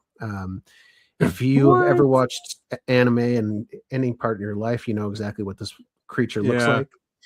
She was detained for a short time and medically examined, where it was discovered she had no internal reproductive organs. Damn it! With ultrasound blood analysis showing unknown biochemistry, and her DNA did not match any terrestrial being. But oddly enough, she really liked catnip, as it says here. I'm just kidding. N7 was then released back into the desert where they found her, presumably to return to the world of catgirls until humanity can get their act together. The only reason I don't buy this story is because they let the Catgirl go. But I mean, exactly. Unless it's just protocol. But this we're more of a dog army. We don't like cats. Right? Yeah, we the female dogs. Yeah. So look, declassified May 8th, 2020. So this is one of the new ones by Director of the President of the United. So Department of War, United States of America. And there it is. I mean, N7, non-human biological entity. Yeah, entity appears to be bipedal, female form, humanoid with feline characteristics, including external ear appendages and a caudal. Like, why not? Why not? If this universe, yeah. The entity exhibited intelligence, communicated in English, and displayed non-hostile behavior. It was licking its paws. The entity was temporarily detained, medically examined, and then later released at approximately 430 hours. Is this a joke? Huh. Did he link to it? Link to what? Link to the actual file. Oh, isn't that what I was just reading? Yeah, but I'm thinking it looks fake. The reason why is because it says Department of War, and if it happened in 1994, we weren't the Department of War. True. So, you bastard. Is this real? This can't. But I mean, if it's whatever. Yeah, whatever. Exactly. It's fun. All right, people are having fun. Some of the videos that came out. I mean, did you see them? All of them? All of them, probably not. I saw a lot of them. The one that stuck out for me, and I think for a lot of people, was the star-shaped UFO. Yeah, the one that was flying around, leaving an exhaust trail of some kind. That one was pretty bizarre. What is am I this missing? one now? Do you see anything here? No, I don't see anything here. That's why I was asking. Oh, I just saw it. Okay, that's it. So it could be anything because this thing is flying. See, there it is, right there. It comes in from here. I can rewind it. Yeah, I'm still not seeing it. There. Oh, that little thing? Yeah, that's it. Yeah, That these could've- videos suck, dude. Yeah, they're not great. I mean, again, though, it's like you said at the top, if they are doing this to like prep, you got to start small, right? Right. And whoa. Looks like a car's headlights. Exactly. Some eyes all of a sudden showed up. It's like, oh, Yeah. you're watching me? Watch. I'm gonna watch you, kind of thing. So it looks like it was tracking a drone, and then this double light showed up. Yeah. Very cool. Whoa. Yeah. So these are not exactly. These are not the 46 videos that they said, that Luna wanted out. So those they're not. are next week. Okay. No, this is what this- Arrow has released. Oh, weird. Actually, I heard Arrow was kind of getting sidestepped in this whole thing. I thought you sent me that article, or maybe I just read it online someplace. Yeah. I mean that they're not going to be in charge of it, but they still have data that they can use. Oh, of course. All right, so you followed this for a while. Again, see, it's nothing like it's smoking gun. Right. That's what I was kind of getting at with the alien autopsies at the head of the show. I was saying if that's what we got, then it'd be a big deal. But lights in the sky, cool. And again, I appreciate that it's the government that is releasing this. I think it's a step in the right direction, but it's nothing so far that isn't similar to stuff we've even played on the show before. Yeah, none of these things are flying fast, crazy fast. I mean, some are doing crazy maneuvers. Yeah, like that. As far as I know, none of the videos released are actually show any like craft. You can't make out a just shape in orbs, it. right? Yeah. Like even the star UFO thing, a lot of people, I don't know. There's a couple explanations that might work. This one was interesting. I thought this guy flying through the windmills. Yeah. But again, it is just an orb. There's not an actual craft there. But whatever it is, it's moving very fast and covering a lot of distance. These things. They're killing birds. I mean, it's probably saying like, what the fuck? Do you really need these ugly things? Like, I don't think windmills would look that ugly. Oh, I do. I think they completely ruin the landscape, even and solar panels. They're not even needed with the technologies we have. No, it was a complete grift. Solar panels they should just put over on the outsides of buildings. They don't need to like put them in fields. Yeah, that would make sense, but not like in the landscape, right? It's just so ugly. Yeah, no, that's dumb. Especially like we already have like parking lots or places where people park their cars. Just slap a couple of the solar panels overhead. It really is interesting in these. There's another video that came out. Wait, before instead of continuing, I want to show you this one. This orb stops the windmills. Oh, so there it is right there. It gets close to them. Poland in 2016, and does it just? And there they stop. Oh, weird. That is creepy. Yeah, probably use some whatever. Yeah. Magnet or something. Neat. Yeah, and then once it goes by, they starts turning on again. Yeah. That's that wacky. Weird? Yeah. But it is a lot more orbs, right? Mm-hmm. I mean, if we evolve, of course they're going to evolve. Yeah. And just so everyone knows, I always have to remind myself of this. These are Foo Fighters. This is what orbs used to be called, Foo Fighters. Yeah. And they are. And they were seen way back even in World War II. Pilots would see Foo Fighters all the time. Yeah, and those are in the files. Those are crazy to see. Okay, so what's this thing? So we have something tracking a weird looking device. What the hell is that? A bunch I don't even know what shape to make out of that. I was like horseshoes, like 3 horseshoes. Yeah, maybe. Just weird. Okay. Or a chain. I don't know. Yeah, This that's is it. Yeah. Bizarre Wait, one. it's in infrared. Of course. So what we're seeing is not, it's whatever's, heated. Yeah, you might not even be able to see any of this with the naked eye. Mm-hmm. In fact, likely you would not see any of this. You with would the naked not. eye. Exactly. We don't see an infrared. Exactly. Does it take off? So that's the thing. Is like none of these things take off. If they just took off or did something really weird. Yeah, I want to see some actual movement here. But again, baby's first UFO videos. That's what we're looking at here. That's exactly what it is. Yes. Yeah. That's a fun one. This is UFO Disclosure 101. Yeah. What the hell is that? This is probably even like level 99. This is before you even take your first class. Oh yeah, exactly. This is the AP course. Sure. Here's another one. Look at all these tracking things we have. So interesting. And they cover up so much so our enemies don't see what we can do. Yeah. So it caught something, it looks like. This looks like an automatic system. Yeah, it does a little bit, right? Like it's just tracking whatever's Right? moving through Yeah. the sky. Mm-hmm. And again, very small, just lights. Yeah. Can't Nothing really see too anything. crazy. You don't happen to have the star UFO. Yeah, it will come up, I'm sure. Okay.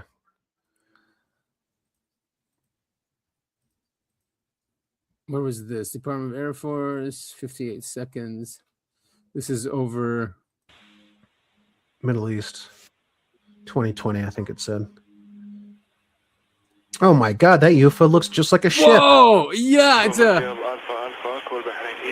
Star Destroyer. All right. When does it show up? I'm probably going to miss it. Oh, there it is. Let's go back. So it probably crossed. Yeah, it looks like it crossed, and then he's following it. Again, tiny orb-looking thing. Yeah. Right? Yeah, nothing too wild here. I mean, if I was a camera operator, I'd follow it too. It doesn't look Of like course. anything crazy. To be fair, though, that probably is their job. Look out Right. for any kind of bogeys in the area. Cool. Yep, let's move on. Wait, let's turn you off. Is this another stupid one? Same one. Something similar. I mean, at the end of the day, they're all just orbs. Not clear, exactly. Orbs And people- from an IR camera. People have showed also that star one was probably an artifact, right? But Yeah, there's a lot of interesting stuff. Artifact seems like it's most likely. I know a lot of people were saying, "Oh, it's a missile flying straight at the camera." Like, no, it's not. These are people who have worked in the military, and know what missiles look like. If they're put this on a shelf to be examined later, it's not because they were looking at a missile. And Arrow wouldn't say it's unresolved. Right. Right? This is a cool Exactly. one too. Another orb. Is this is the one I think Corbell released, the one that took off. A small thermal signature.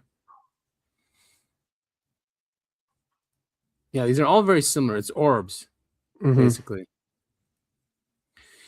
Now, if they evolved along with us, you'd think they'll develop these things that are less intrusive. Yeah. But I mean, I can't remember which of the UAP. Here we go. Whoa. Okay, that's not an artifact. If they start zoomed out like that and then zoomed in, that's not a camera thing. I don't know. It's very bizarre footage. We actually have I think we played on the show before, but that there was a star UFO following someone around not too long ago that was on film. That was very similar to this. Yeah. But you could see you could see how it does look a little bit like something flying directly at the camera. Yeah, and you can Like see if the you trails. imagine, There's trails. yeah, I know. That's what I was saying. It has some sort of Yeah. exhaust. Yeah. No idea what that possibly could mean or be, because as we know from UAP craft, they typically don't leave any kind of exhaust trail. So Right. This is very interesting. It could be something that the IR is picking up, though. Like it's just a heat signature instead of like vapor trails. You know what I mean? Right. So who knows what this is? I think out of the bunch, this one I find the most interesting. What the hell is that? What's this? Oh, it's more than just a light in the sky. It's something that can't be explained. wait, do you see? Was that a flying carpet? Like what the hell is that? This thing right here. Watch. You know, I see what you're looking at. I think it's yeah.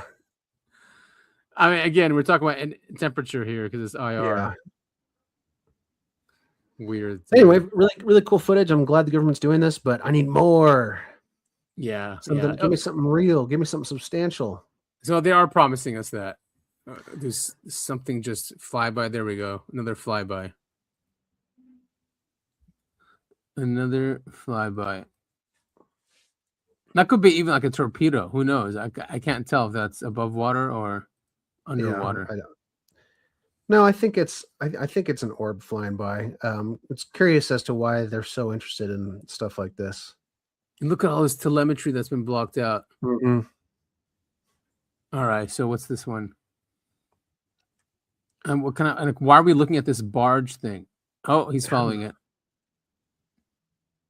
I don't see anything though. I don't either. Do you see something? No. Nope. Oh, okay. Right here. There it is. Whoa. Man, these camera operators, can't you keep it in the middle? I don't know. I imagine it's pretty tough. They all look so similar, these things. Mm-hmm. Well, at least we know, we can confirm that there is something in the night sky. Yeah. Or just the sky in general. I mean, very, very cool. I'm looking forward to seeing what is released next. Me too. What's this? UAP Greece. This is October 2023. Again, an orb. Yeah. Something that our eyes can't see, right? Yeah. I just want to see a craft. I want to see a flying disc, a saucer.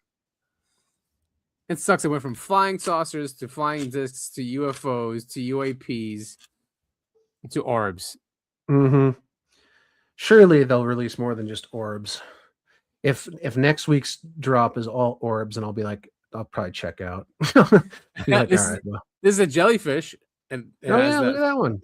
Yeah, there it is. Is this the one Corbell was talking about that just took off to the ocean?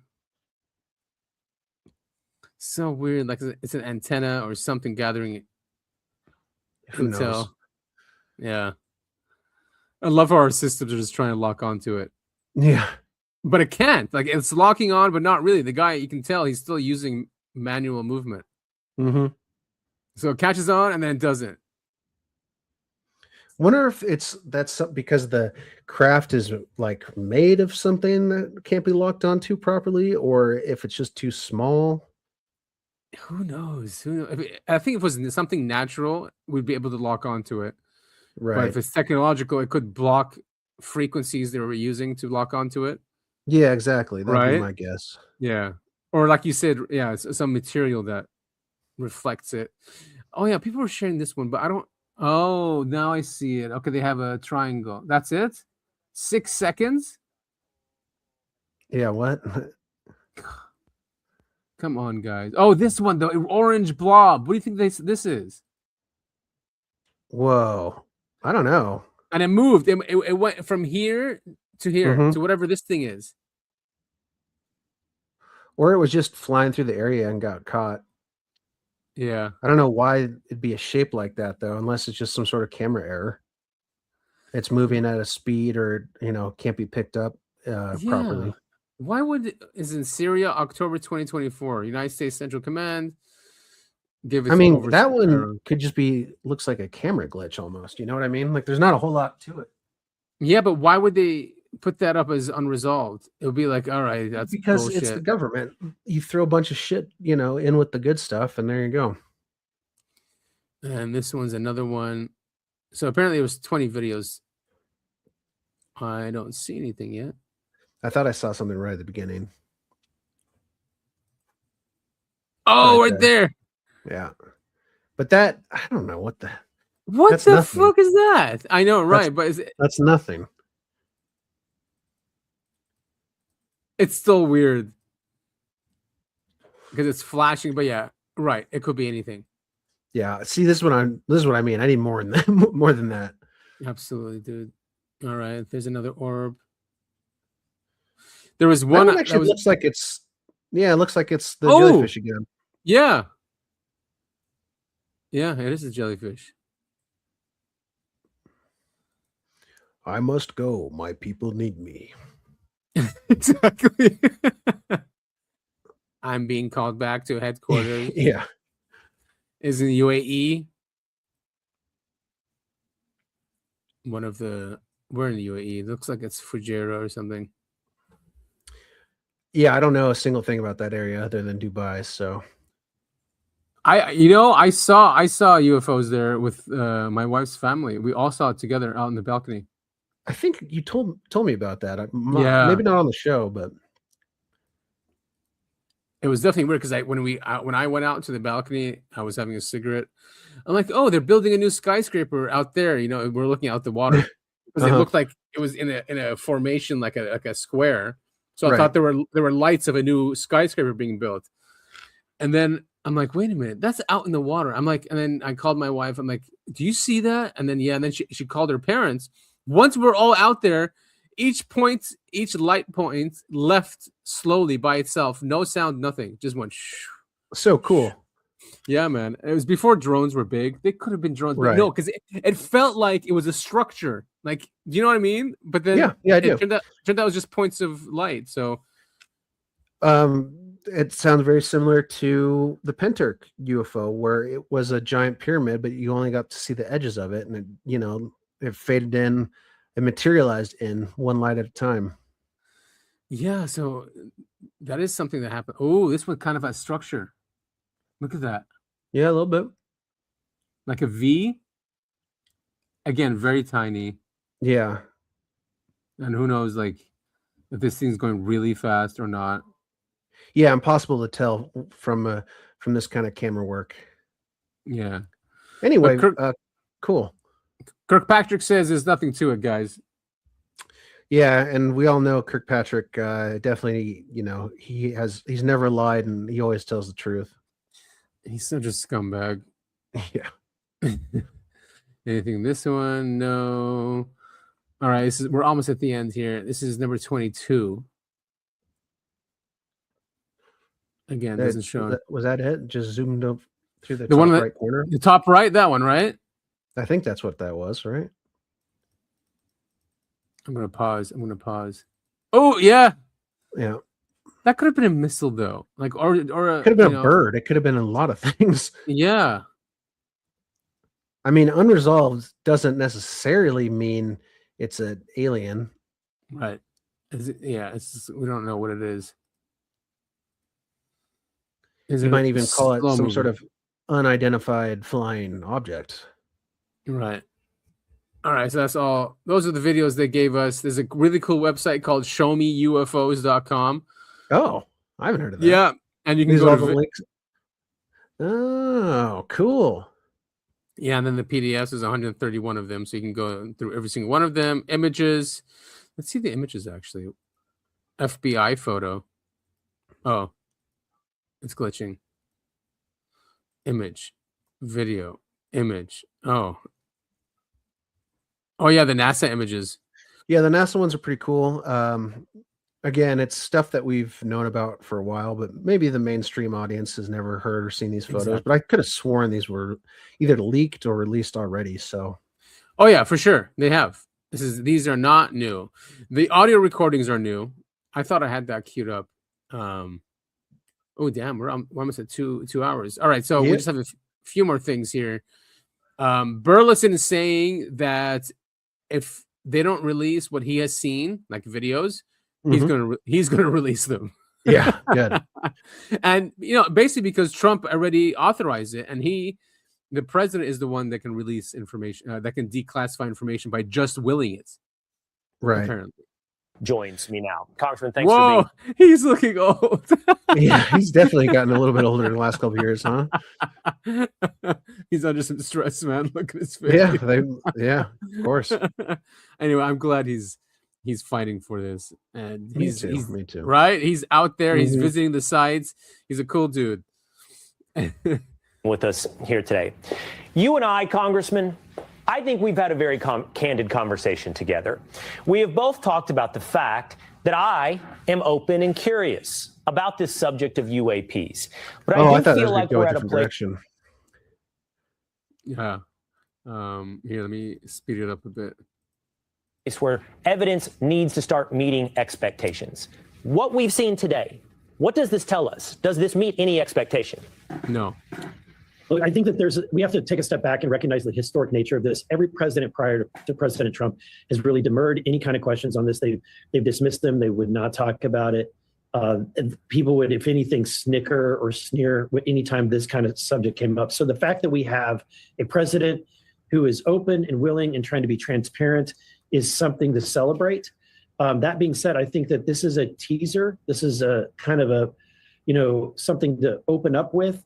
This was the low-hanging fruit kind of videos and content for this administration to release. Okay. A lot of this some of this has been out there before. It's not been acknowledged, right? Okay. So you're looking at the Congressman, Apollo 17 video. Yeah. I've seen the same thing said by Congressman Tim Burchett, that this is sort of the beginning, and there will be other releases that could leave Americans with a holy crap moment. I believe that's a direct quote from Congressman Tim Burchett. My question for you or the congressman would be, why? Why slow roll this out like it's a season of Game of Thrones? Like, why would episode 1 be somewhat uninspiring, leave us with more questions than answered, if there's something coming after the teaser? What's the point in staging the release? So again, this just from talking with the White House and this administration, this is not an easy thing to do. There's not one huge repository of all of these documents and videos and photos. Despite what most people believe, they're really, at least we haven't found that one, big repository. So what the agency is doing is going and finding first and foremost the items that are readily available to be released, and they want to move quickly and release those. I would ask you, would you prefer to have them wait for years? What would probably take years if they were to do a comprehensive study and then release it all at once in one big batch? I would prefer that they release it as they find it, and I think that's this administration wants to be transparent and do that. Now, my criticism is not for the decisions of the administration. My criticism is for the expectation built by many out there that have these conversations that there will soon be a bomb to drop when it comes to revelations about aliens. And if that's true, are we trying to prepare the American people with a slow drip, drip, drip tease of this stuff? If not, then, Congressman, I would say, if this is all we've got, then I'm not sure that there's anything the American government really has that tells us anything about the existence of aliens. I'm just beginning to feel like this entire story is teased out always just beyond our reach. I can sense your frustration. I've experienced it personally myself. I've seen videos that I think are in the process of being declassified, so I think that there is more to come. If they're not going to be declassified, I'll probably do an effort to release them myself under speech and debate. But again, a lot of the footage that I've seen is similar to what has been released today. There's some that are pretty interesting, and especially given the environment and the circumstances of the videos, whether they are videos of UAPs that are flying around Russian submarines, or a video of our aircraft that are firing on some of these UAPs. I've seen those kind of videos, and so I'm teasing that because I know that I'm telling the administration through you at this moment that if they don't release those, then I have the capabilities of getting those videos and releasing them. Can I ask you one more thing about this, Congressman? I expect you and I will have much longer conversations like we have in the past, where we have fewer time constraints. But what I'm seeing here, and we're sharing today, and what's been released, there are probably hundreds, perhaps thousands of explanations for what we see on these video screens. They don't lead us directly to extraterrestrial or out of this world explanations. Is there something else? Is there some other proof that you've seen? Is there a more compelling video that can't be described or explained as a drone or a light refraction or any other thing? Again, I'm not cynically dismissing these things. As I've always mentioned to you, I'm open and curious. I just don't think the evidence is meeting the moment. I think you and I are at the exact same place. I continue to look for these things and try to follow the narrative that people are saying, follow the historical narrative that we have a crash retrieval program. And this is the kind of information that I keep getting presented. It doesn't mean that we don't stop